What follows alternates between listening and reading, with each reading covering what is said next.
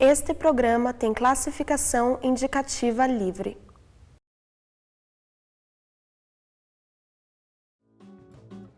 Olá, como vai você? Começa agora o Caldo de Cultura. Esta edição do programa é especial. Nós vamos homenagear Helena Collodi, uma das principais poetisas paranaenses. Vamos mostrar as exposições abertas em Curitiba, as peças de teatro encenadas, enfim, as atividades culturais realizadas para comemorar o centenário da autora. Tudo isso agora, não saia daí, o Caldo de Cultura já está no ar.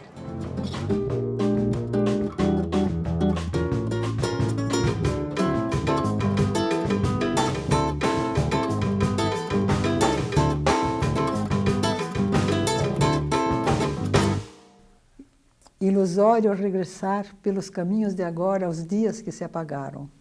O rosto de ontem mudou, lugar que foi não é mais. O viver é diferente.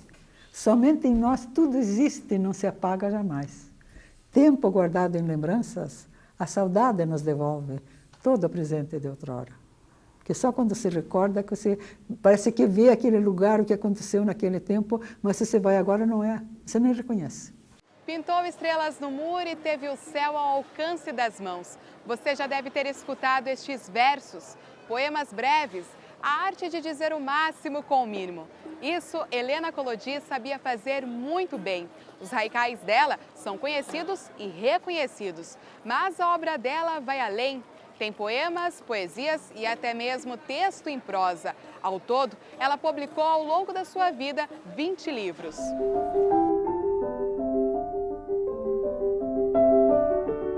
Deus dá a todos uma estrela. Uns fazem da estrela um sol, outros nem conseguem vê-la. E tantos que às vezes não veem a sua estrela, que eu falo com os outros, não é, que vêm, é mesmo, então não estão vendo a sua estrela. E daí, de repente, descobrem a sua estrela. Porque não pode dizer Deus não me deu nada, deu. Mas às vezes eu não estou vendo, eu estou olhando para uma outra coisa que não é minha. Sempre li demais. No começo aqueles livros Água com Açúcar, mas depois também os melhores livros. Sempre fui uma frequentadora de bibliotecas, porque como eu não podia comprar os livros, a biblioteca pública, a biblioteca dos clubes, sabe, como é das escolas, o Instituto de Educação tinha uma biblioteca ótima, sempre também tirei livros de lá, né, porque fui professora 23 anos só no Instituto. Mas nasci professora e sempre amei. A poesia foi assim, um canteiro de flores que nasceu à beira do meu caminho de magistério. Helena Collodi também se destacou na área da educação. Deu aula no ensino médio, foi inspetora de colégio público. No Instituto de Educação de Curitiba, lecionou por 23 anos.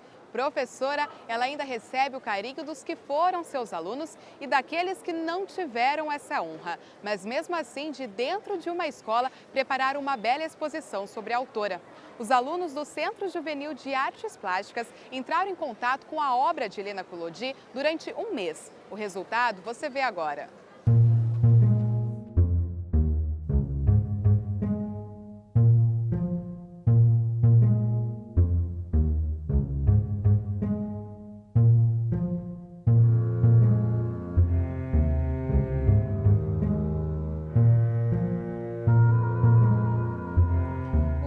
De Helena Collodi, desenhado e pintado por crianças e adolescentes do Centro Juvenil de Artes Plásticas.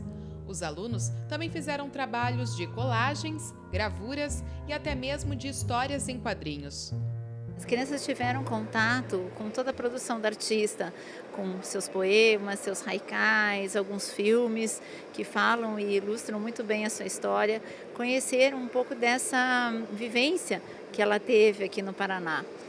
Leram alguns livros, enfim, tiveram um contato bem próximo com a produção dessa artista, dessa poetisa, na verdade. A cada novo dia, a vida me oferece o tesouro das horas, inteiramente minhas. O aluno Marcelo leu este e mais outros 3 poemas de Helena Collodi. O resultado foi estes quadrinhos. Na primeira aula, ela deu um vídeo que a gente assistiu, depois a gente leu o livrinho, daí a gente teve que fazer os desenhos. Daí eu me esperei nesse, então eu quis fazer esses daí. A exposição está em cartaz dentro de um shopping de Curitiba. As obras mostram momentos da vida e obra da autora, uma das mais importantes do Paraná. Bom, Helena Collodi foi uma figura ímpar, né? Uma personagem importante da literatura paranaense, e a gente não poderia deixar de fazer essa comemoração do que seria os 100 anos, se ela estivesse viva, e justamente no dia 12 de outubro ela estaria completando 100 anos, um dia especial, um dia da criança também. Então nós passamos justamente essa ideia desses 100 anos que poderiam, como foram úteis, como foram importantes para a nossa literatura. Então a gente falou um pouco da produção mesmo, de tudo que ela fez e a importância dos livros que ela deixou, da vivência como professora também. Nós passamos um pouco dessa história dela para que as crianças conhecessem.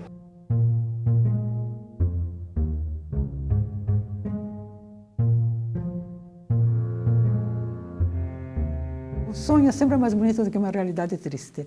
E eu transferi esse meu instinto materno, que é tão forte, que eu, por exemplo, eu sempre dedicava aos irmãos, aos alunos. Eu chamo até hoje minha filhinha. Às vezes vai chorar comigo, vai contar alguma coisa, minha filha. Dizer, sinto que a senhora é minha mãe. Às vezes ela me encontra na rua, diz, a senhora foi a minha mãe. Outro dia encontrei uma, ela disse, a senhora me deu um carinho que a minha mãe não deu. Isso me impressionou demais. No próximo bloco, confira a exposição Helena Collodi 100 anos e a peça Helena do grupo Delírio Companhia de Teatro. Não saia daí, o Caldo de Cultura já volta.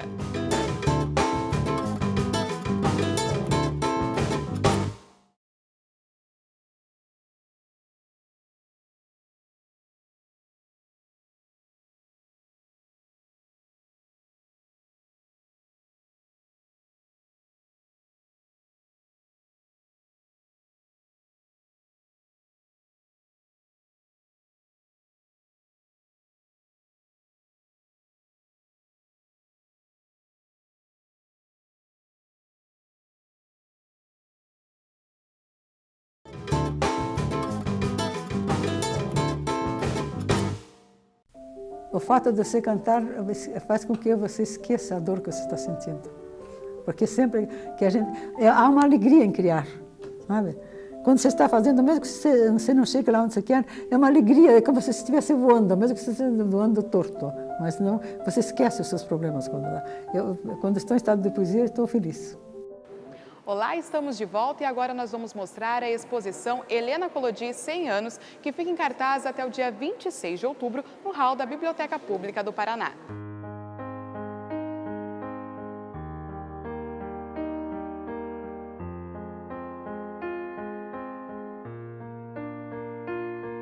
Hoje há uma nova luz no horizonte e é uma dádiva o dia. Com este poema de Helena Collodi, a exposição começa.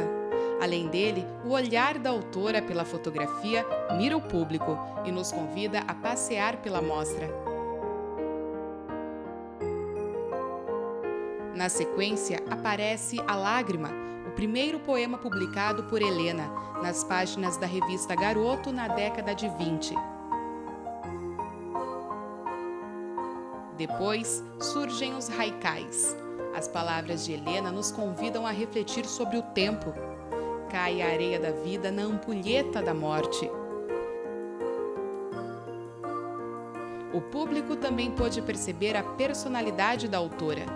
Tão importante como o hábito de ler é o hábito de conversar, disse Helena na década de 80, durante o projeto Um Escritor na Biblioteca. A exposição termina com os versos de Retrato Antigo. Quem é essa que me olha de tão longe, com os olhos que foram meus? Entre textos, imagens e reflexões, a exposição mostra um pouco da vida e obra de Helena Collodi, que em 12 de outubro deste ano comemoraria 100 anos de vida.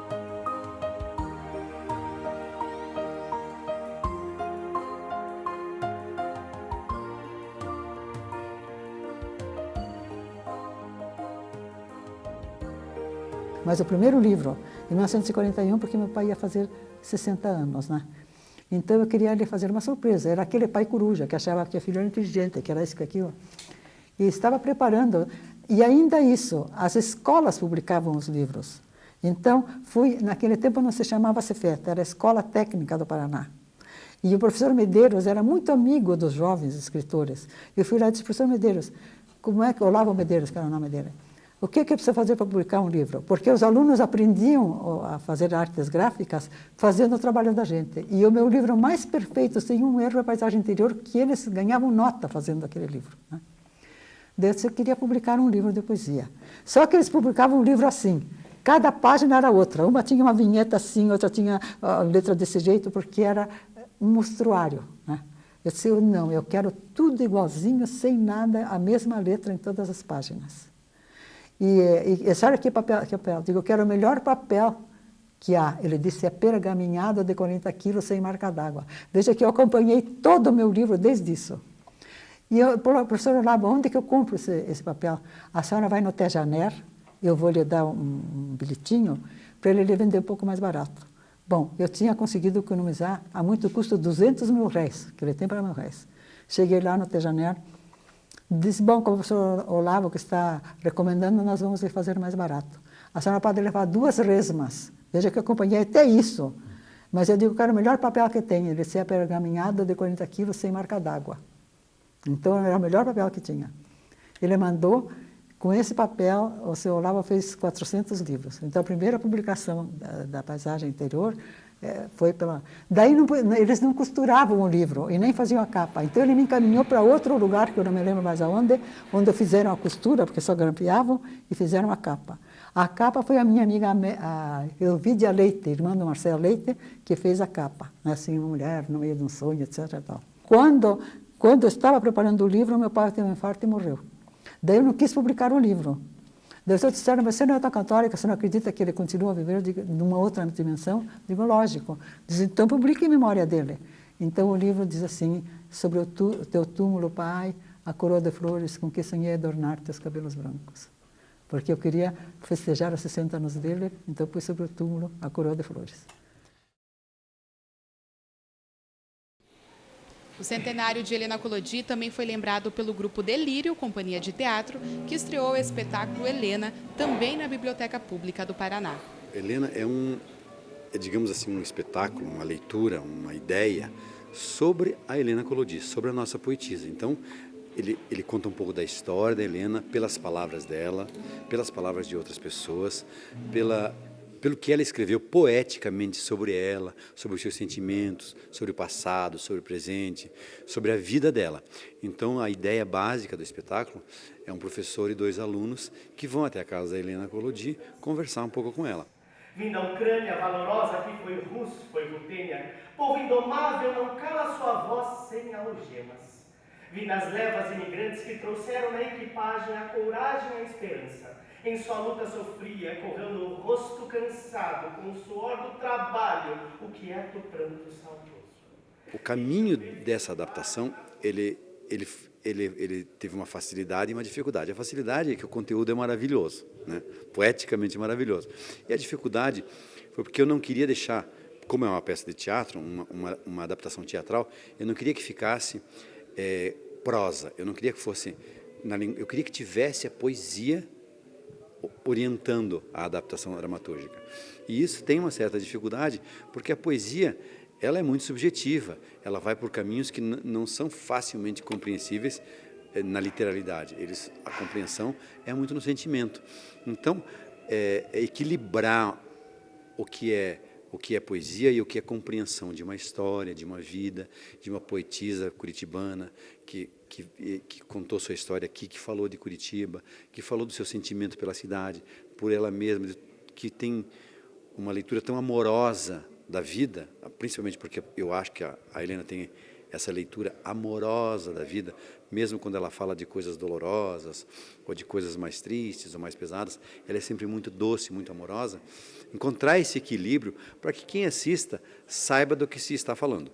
Mas, de qualquer maneira, o público sabe que vai assistir um espetáculo sobre a Helena Collodi, que era uma poetisa. E para você falar de uma poetisa, você tem que usar poesia. A Helena Collodi, vastos pinheirais, é clara a noite de lua cheia, mais abaixo, o mar. Ela foi feita para esse evento aqui na biblioteca. Alguém me falou assim, mas e depois vocês pretendem que evolua para uma peça de teatro, etc. Eu falei, olha, tudo que nasce tem vontade de crescer, de florescer, tudo que nasce é assim, não nasce para morrer no dia seguinte, né? O desejo de quem nasce é esse. Então, essa adaptação, essa leitura do trabalho da Helena foi feita para esse evento aqui da Biblioteca Pública do Paraná. É claro que quando você começa a estudar um personagem, a estudar o conteúdo desse personagem vivo, como é a Helena, começa a dar cócega, você começa a viajar por caminhos que você não imaginava que eles iriam te levar. E dá uma vontade muito grande de você depois fazer disso um acontecimento teatral que fique em cartaz durante um tempo em Curitiba e que viaje e que evolua até, né, desse trabalho aqui para um outro que é profundamente teatral, com uma iluminação, com um outro acontecimento. Então dá vontade, pode acontecer. Pode não acontecer, depende de uma série de fatores. Mas o desejo artístico é de que aconteça. Concede-me, Senhor, a graça de ser boa, de ser o coração singelo que perdoa, a solícita mão que espalhe, sem medidas, estrelas pela noite escura de outras vidas, e tira da alma alheia o espinho que magoa. Essa depois veio, ela veio bem mais tarde lá em casa, dessa poesia Prece. Ela veio e trouxe com o imprimatur do Dom Manuel da Silveira de Bo. Eu disse, mas por que uma poesia só pode ser uma oração, né, quando acontece algum milagre? Eu disse, mas aconteceu. Como que aconteceu? Diz, eu sofro de depressão mental. Ela já era casada, né? Eu sofro de depressão mental. Sempre sofri disso. E há pouco tempo, o meu marido, eu suponho que talvez tivesse brigado com o marido, ou da própria depressão. O meu marido foi trabalhar, o meu filhinho foi para a escola, e eu estava tão aborrecida, tão deprimida, que eu não queria mais viver. Eu via tudo escuro, não via uma luz no meu caminho, pensei, eu vou me matar. E preparei preparei um copo de veneno. Daí pensei, mas como é que eu vou me despedir da vida? E me lembrei que eu tinha um livro seu, porque eu não pude ir ao casamento e dei a paisagem interior para ela, como uma dedicatória. Agora vejam um milagre também isso, porque também me ensinou. Daí ela disse que abriu na prece. Concede-me, Senhor, a graça de ser boa, de ser o coração singelo que perdoa, a solícita mão que espalha sem medidas estrelas pela noite escura de outras vidas e tira da alma alheia espinho que magoa. Daí ela pensou, mas eu tenho que tirar os olhos do meu coração, eu posso fazer tanto bem para os outros, tem tanta gente sofrendo.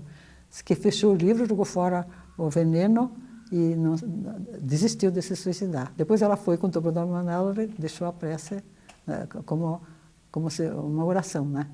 E eu aprendi com isso, porque se ela tivesse aberto nesse mesmo livro, eu tinha uma poesia que dizia assim, apetece-me a paz do sono tumular, para não sofrer e não chorar.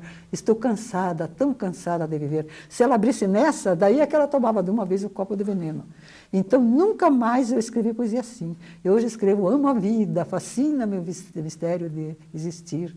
Quero viver a magia de cada instante, embriagar-me de alegria. Que importa a nuvem no horizonte, chuva de amanhã, hoje o sol alegra o meu dia. Né? Ou tem outro que digo, a vida é linda, mesmo doendo nos desencontros e despedidas. Então, o lado positivo de ver a vida, né? Que se há momentos difíceis, há também um momento de alegria, de felicidade, de realização. Toda palavra tem um valor presente e um valor futuro incalculável. Que o que se diz, você não pode recuperar mais o que escreveu. Por mais que queira, não pode, porque sempre tem algum livro que ficou, alguma palavra que ficou. Então, que seja uma mensagem positiva, né?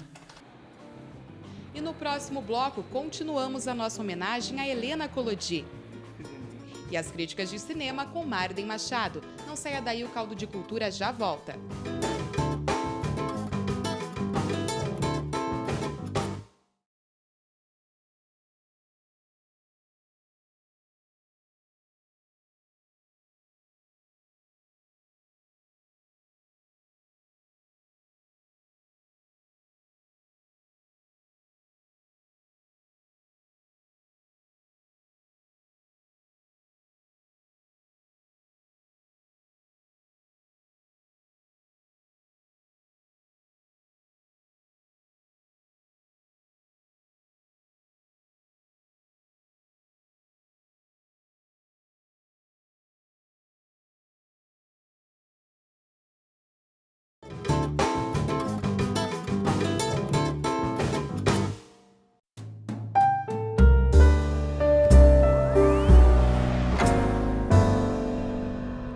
aproveitando esse fim de semana com a comemoração do Dia da Criança, fica a dica de alguns filmes para crianças de todas as idades, né?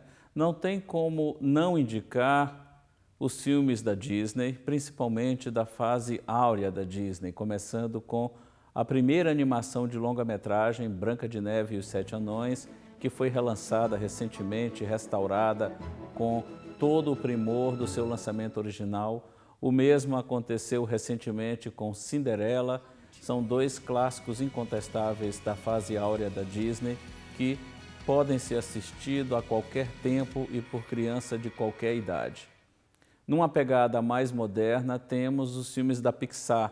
E a lista da Pixar não é tão grande quanto a da Disney, mas em termos de qualidade está no mesmo patamar e eles erram muito pouco. Na realidade, dos pouco mais de 10 filmes que eles já fizeram até agora, só tem um que você pode dizer que é mais ou menos, que é o Carro 2.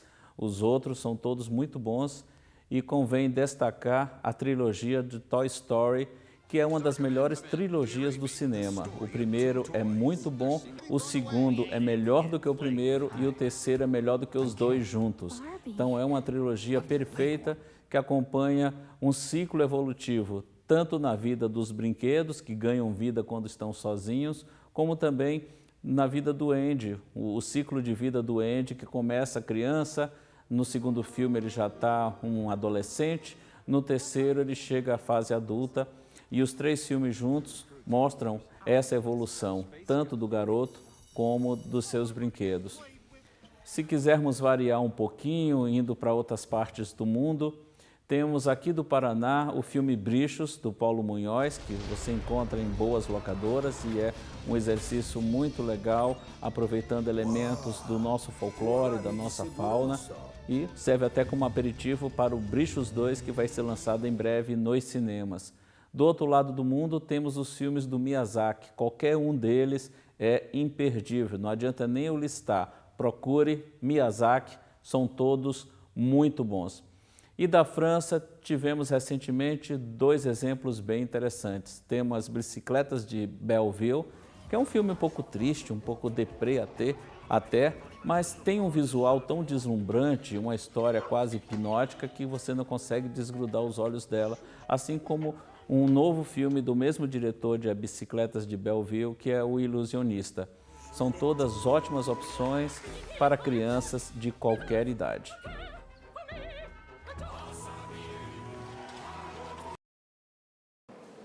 Helena Collodi nasceu no dia 12 de outubro de 1912 em Cruz Machado, no interior do Paraná. Mas mudou-se para Curitiba ainda jovem e foi aqui na capital paranaense que ela faleceu em fevereiro de 2004. Morreu uma grande poetisa, mas a obra dela permaneceu eterna. E foi por isso que neste ano, no dia 12 de outubro, quando ela comemoraria 100 anos de vida, que encontrar inspiração para homenageá-la foi uma tarefa muito fácil. Você sabe que eu conhecia a Helena Collodi, né? Eu conversei algumas vezes com ela. Ela não foi minha amiga, nada, mas eu trabalhava na Fundação Cultural de Curitiba e ela era muito amiga da coordenadora de literatura da Fundação, que era a Aline Medeiros de Oliveira. Então, volta e meia, ela ia lá conversar com a Aline. E algumas dessas vezes eu estava presente. Então, eu vi a Helena conversando com a Aline, e claro, porque eu estava presente também, conversava um pouco comigo.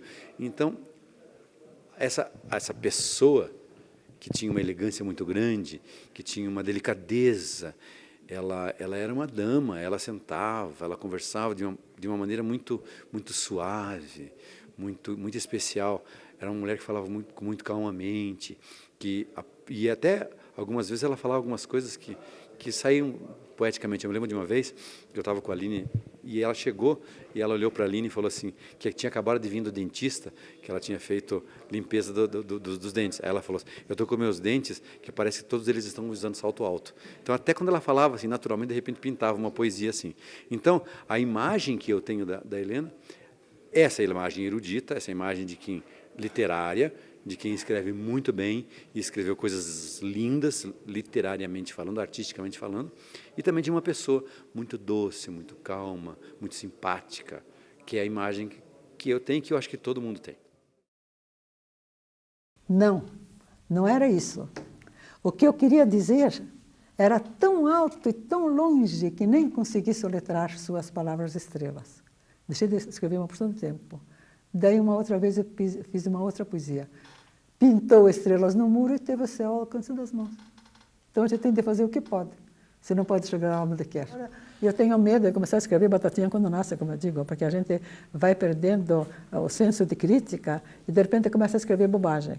Então, eu acho que eu prefiro ficar nisso do que começar a escrever coisa de valor inferior. Não tenho escrito, faz muitos anos agora que eu não tenho escrito nada. O último foi Reika, que ainda é dos mini-poemas, né? Mas ainda são esses mini-poemas em Reika, né? É a memória que vai morrendo. Você quer lembrar uma coisa? Eu, quando era jovem, lembrava tudo. Agora, quero lembrar, não posso me lembrar de um lugar, não posso me lembrar, às vezes, do nome de um livro, de uma poesia. Então, são as células cerebrais que vão morrendo e o arquivo que nós temos que vai morrendo. Então, quando você lê e relê uma coisa, você passa aquele arquivo para outras células. E você não lê, elas se apagam. Então, se elas se apagam, você não tem mais. E o Caldo de Cultura fica por aqui. Gostou do programa? Para rever essa e outras edições, você já sabe. É só acessar o tv.fpr.br. Uma boa semana para você e até a próxima.